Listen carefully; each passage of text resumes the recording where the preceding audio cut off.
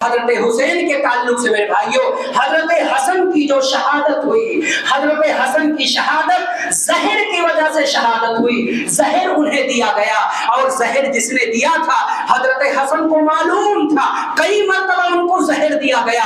جب وہ وفات قریب آ گئی، حضرت حسین آتے ہیں، حسن سے پوچھتے ہیں میرے بھائی ذرا بتا دیجئے آپ کو زہر کس نے دیا تھا؟ حسن نے کہا تھا مجھے معلوم ہے زہر کس نے دیا تھا، لیکن میں بتاؤں گا نہیں، مجھے معلوم ہے اگر میں بتا دوں گا تو حسین اس کو زندہ نہیں چھوڑیں گے، میں نہیں چاہتا کہ میری وجہ سے کسی مسلمان کا خون بہے، میں اس کو پردے میں رکھتا ہوں۔ اور وفات تک سیدنا حسن نے ظاہر نہیں کیا کہ مجھے زہر کس نے دیا تھا، اور زہر کی وجہ سے جو موت ہوئی، حضرت حسن نے اس آدمی کا نام، اس عورت کا تذکرہ نہیں کیا۔ اور یہ حضرت حسن ہے، خلافت جب ان کے ہاتھ میں آتی ہے، 6 مہینے خلافت کرنے کے بعد دیکھتے ہیں امت انتشار کی شکار ہے، امت کے ناؤ کو پار میں نہیں لگا سکتا۔ معاویہ رضی اللہ تعالیٰ عنہ کو بلاتے ہیں اور معاویہ سے کہتے اے معاویہ یہ حکومت تم کو مبارک ہو، یہ خلافت تم کو مبارک ہو، مجھ سے یہ سنبھالا نہیں جاتا۔ حضرت حسین نے خلافت معاویہ کے ہاتھ میں دے کر کے لوگوں کو بتا دیا اے معاویہ کو برا کہنے والوں، حضرت حسن نے جسے معتبر سمجھا، جسے اچھا سمجھ لیا، تمہارے برا کہنے سے معاویہ کی ذات پہ کوئی فرق نہیں پڑتا ہے۔ معاویہ تو وہ ہے جو نبی کے سالے محترم ہے، حضرت حسین کے سالو ہے، کیونکہ معاویہ کی جو ماں ہے میسور بنت بہدل، یہ قبیلے کلب سے تھی، اور ان کی چچیری بہن ام رواب یہ حضرت حسین کی بیوی تھی۔ اس سے پتہ یہ چلا کہ معاویہ اور حسین کا تعلق سالو کا تعلق تھا۔ ایک طرف سے معاویہ نبی کے سالے محترم ہے کیونکہ ان کی بہن ام حبیبہ نبی کی منقوہ تھی، نبی کے عقد میں تھی۔ اللہ کے رسول نے کاتبی وحی کے لیے متعین کیا، رسول جس کو معتبر سمجھے، حسن جس کو معتبر سمجھے، ہمارے نہ سمجھنے سے فرق نہیں پڑتا، ان کی ذات پہ بھوکنے والے بھوکتے ہیں۔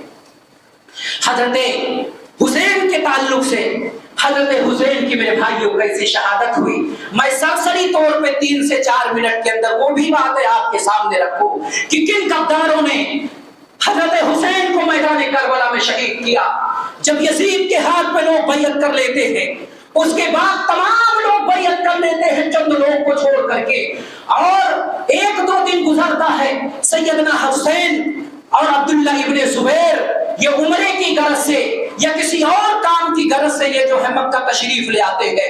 ادھر کوفیوں کو پتا چلا کہ حضرت حسین عبداللہ ابن عباس کے گھر پہ ٹھہرے ہوئے ہیں، خطوط لکھنا شروع کر دیا، اے حسین آئیے آپ کے ہاتھ پہ ہم بیعت کرنے والے ہیں۔ یہاں تک کہ کئی خطوط آپ کے پاس آ گئے، 50 کوفی مکہ کے اندر آ گئے، عبداللہ ابن عباس کے گھر پہ بیٹھ گئے کہ ہم آپ کو خلیفہ تسلیم کرتے ہیں۔ سیدنا حسین حج سے فراغت کے بعد مدینہ، حج سے فراغت کے بعد اس سے پہلے اپنے بھائی مسلم بن عقیل کو بھیجتے ہیں، کوفیوں کا معائنہ کر کے آؤ۔ مسلم بن عقیل کوفہ پہنچتے ہیں، 18,000 کوفی بیعت کر لیتے ہیں۔ جب وہاں کے گورنر کو پتا چلا، یزید تک بات پہنچائی گئی، عبیدہ بن زیاد کو، عبید اللہ بن زیاد کو جو ہے کوفہ کا والی متعین کر دیا گیا۔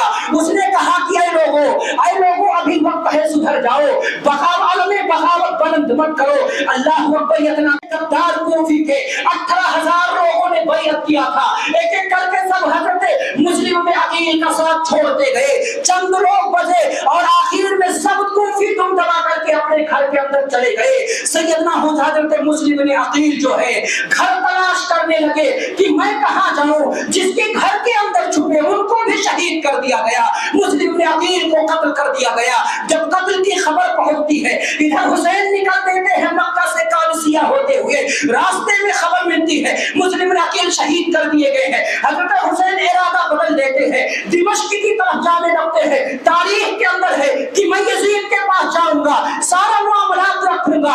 उधर वो बैठ करके करबला का जो रास्ता है ये दिमश्क की तरफ पड़ता है, और दिमश्क में यजीद थे, वहां पे वो रास्ता बदल कर जाने लगे। अब कूफियों के पेट में दर्द शुरू हुआ कि अल्लाह पर ये क्या हो रहा है, ये कूफा आ रहे थे, अब दिमश्क क्यों जा रहे हैं। उन्हें डर था कि जो खुतूत हमने भेजे हैं, हमारे जो सिग्नेचर है, जब ये यजीद को पता चलेगा तो एक एक खत लिखने वाले को कत्ल कर देगा।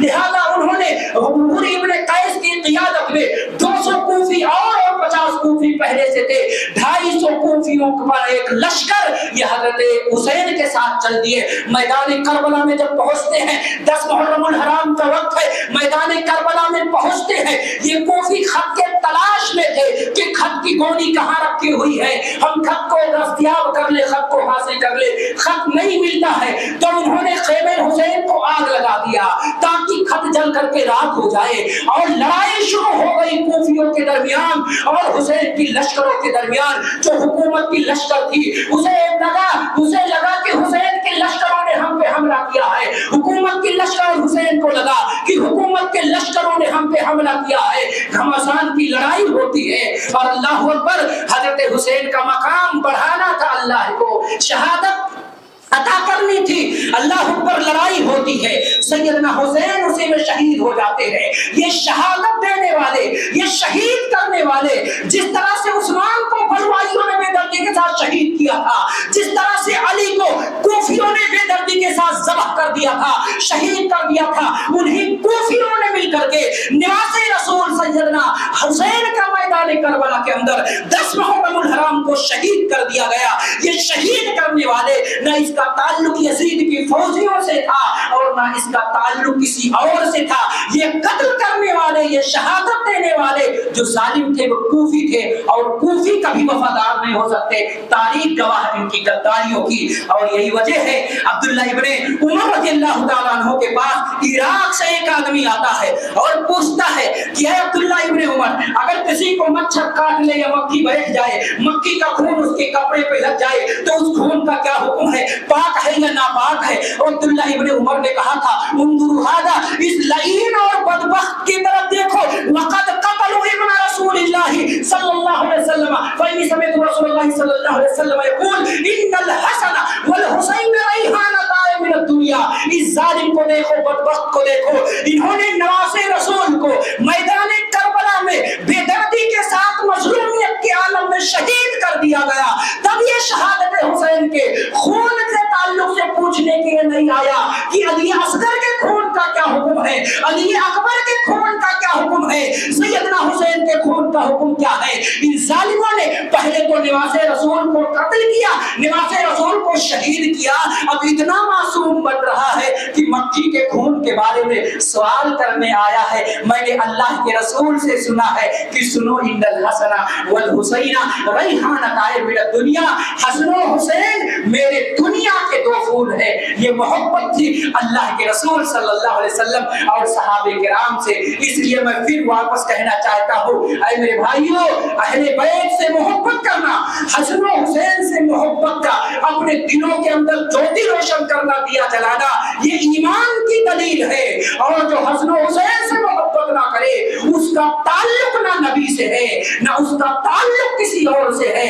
यहाँ तक कि जो सहाबा और हसन हुसैन को मुत्तहम करे, हम ऐसे आदमी को मुसलमान भी मानने के लिए तैयार नहीं है। इसलिए हमारे बच्चे, जवान, बूढ़े सबके दिलों में ये अकीदा होना चाहिए कि हसन हुसैन और सहाबा से मोहब्बत ये ईमान है, और हसन हुसैन और सहाबा से नफरत करना ये इंसान के निफाक और मुनाफिक होने की दलील है। जिसे हसन हुसैन से मोहब्बत है उसे रसूलुल्लाह से मोहब्बत है। जो हसन हुसैन का वफादार है वो अल्लाह के रसूल का वफादार है। जो हसन हुसैन का गद्दार है वो अल्लाह के रसूल का गद्दार है, और अल्लाह के रसूल का गद्दार अल्लाह का गद्दार है। उसे अपने अपने गिरेबान के अंदर झांक करके देखना चाहिए कि उसके दिल के अंदर मोहब्बत इस्लाम बाकी है या इस्लाम का जनाजा निकल गया है। मेरे भाइयों, यहीं पे मैं अपनी बात को खत्म करता हूँ। अल्लाह रब्बुल आलमीन से दुआ करता हूँ, अल्लाह ہمیں صحابہ کے مقام و مرتبہ سمجھنے کی توفیق عنایت فرمائے۔ اے اللہ ہمارے دلوں میں حسن و حسین کی محبت ڈال دے۔ اے اللہ ہمیں نواز رسول سے محبت کرنے والا بنا، اور جب بدن میں جان ہے جب تک صحابہ اور نواز رسول سیدنا حسن و حسین سے محبت کرنے والا بنا دے۔ اے اللہ امت کے اندر جو خلفشار ہے، جو خرافات ہیں، بدعات ہے، اے اللہ ان بدعات اور خرافات سے ہماری حفاظت فرما۔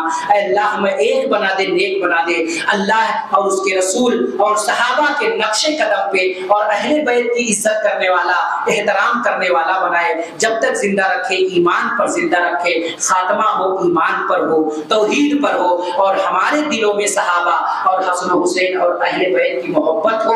وَأَقُولُ قَوْلِي وَأَسْتَغْفِرُ لِي وَلَكُمْ وَلِسَائِرِ الْمُسْلِمِينَ فَاسْتَغْفِرُوهُ إِنَّهُ